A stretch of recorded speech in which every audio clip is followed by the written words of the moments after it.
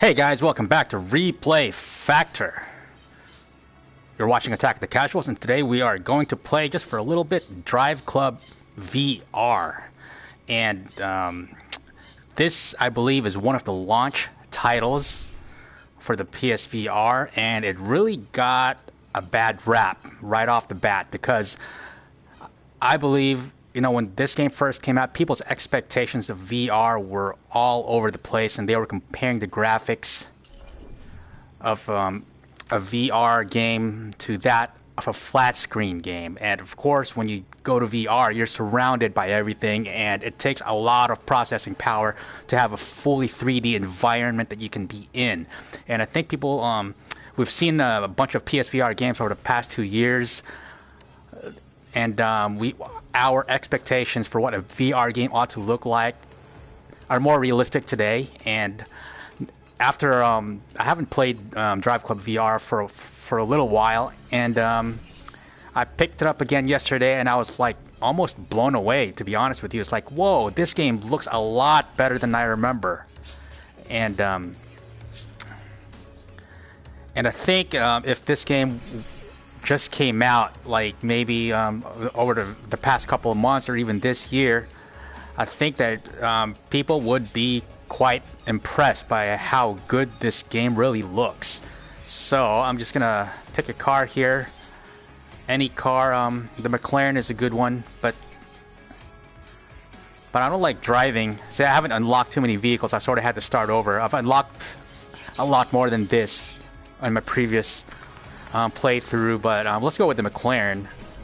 But yeah, since I got a new PS4 Pro like several months ago, none of my saves got carried over, but so I have to unlock the cars all over again. But anyway, if you guys haven't gotten a chance to play this game yet, be sure to pick it up wherever it is sold, either the PlayStation Store or your local GameStop. It doesn't matter. Let me just straighten up my screen here. Okay, here we go, yo.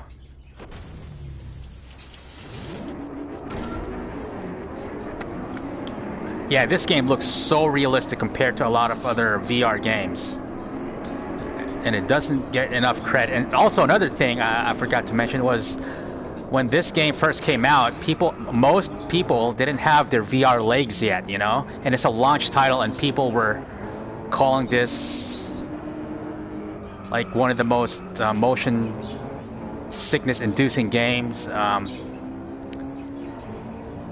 Some people call it the vomit comet. I don't know, something like that.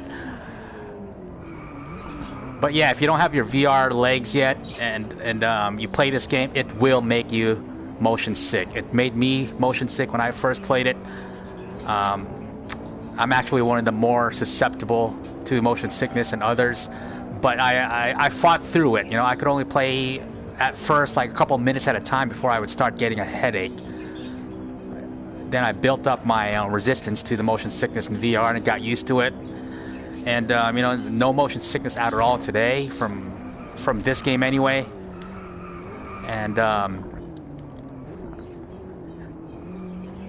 but yeah, so motion sickness, the unrealistic expectations from a VR title,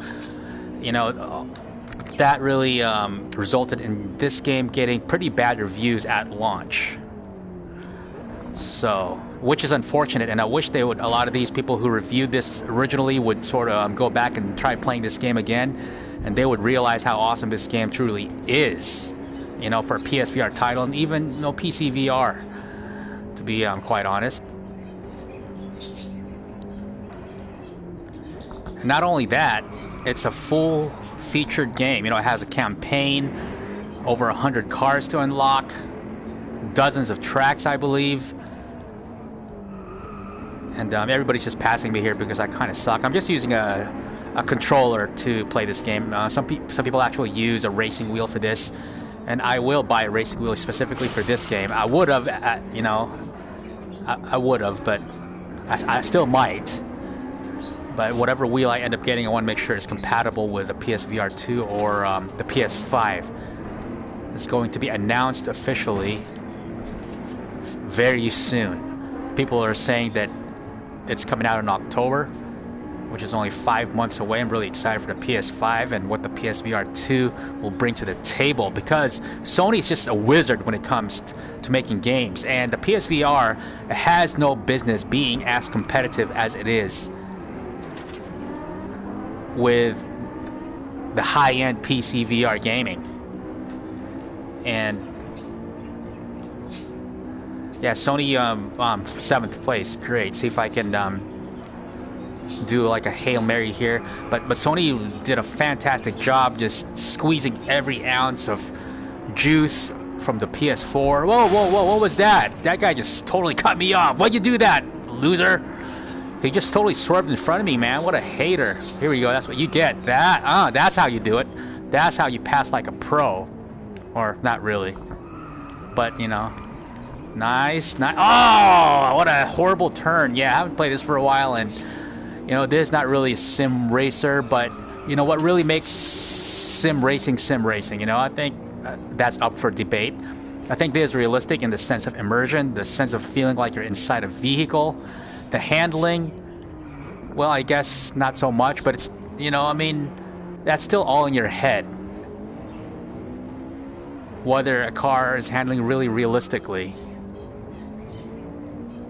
Because it's all about how realistic the inputs are in your controller.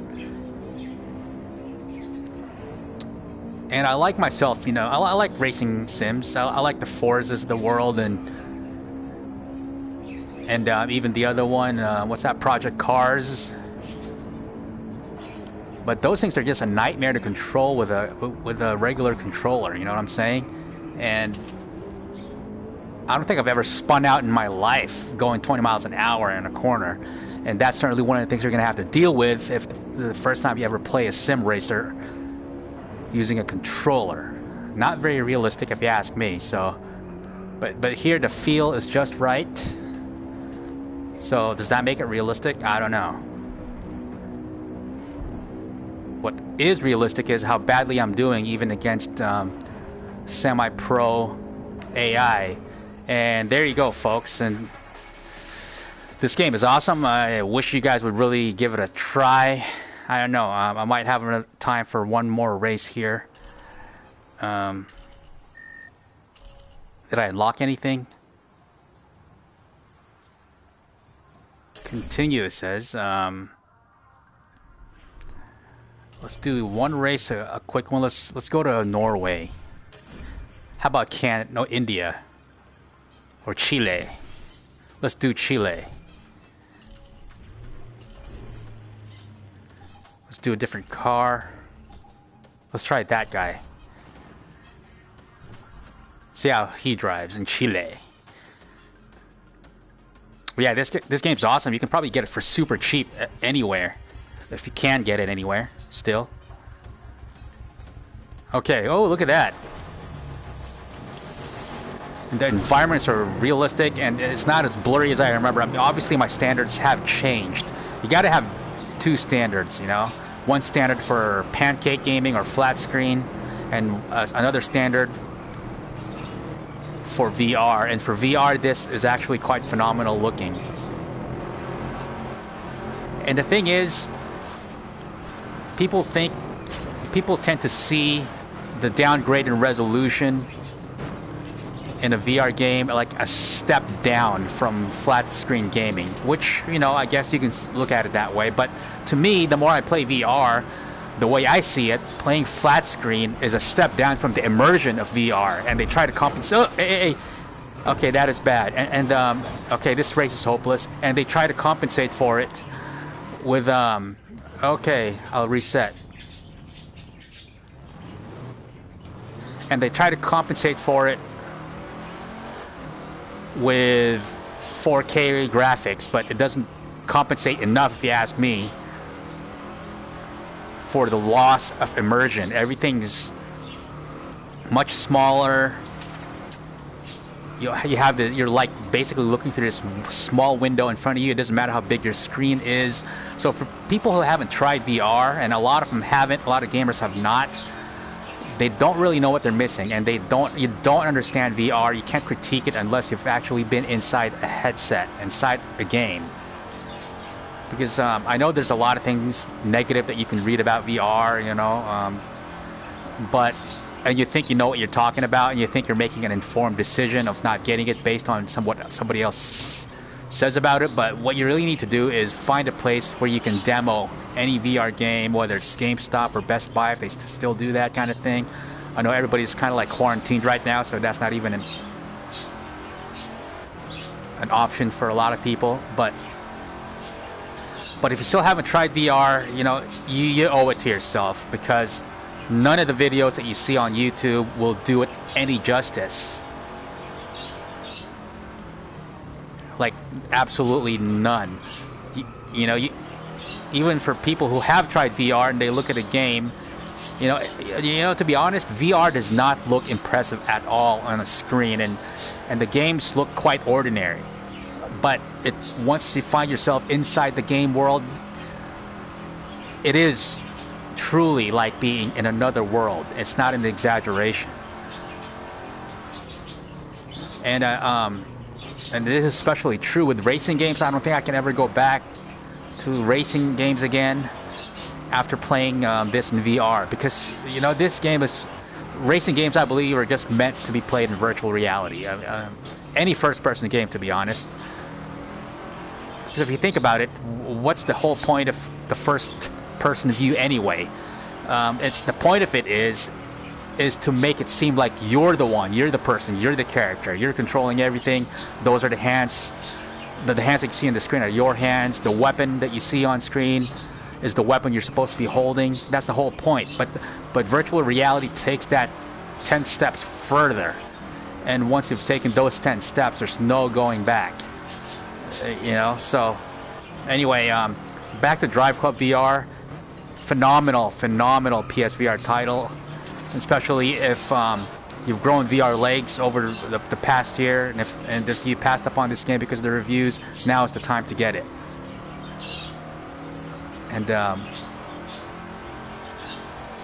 I think I'm not going to finish this race because I have things to do. But man, I've never tried this track before. See, I've had this game for quite a long time and I haven't even tried every single track.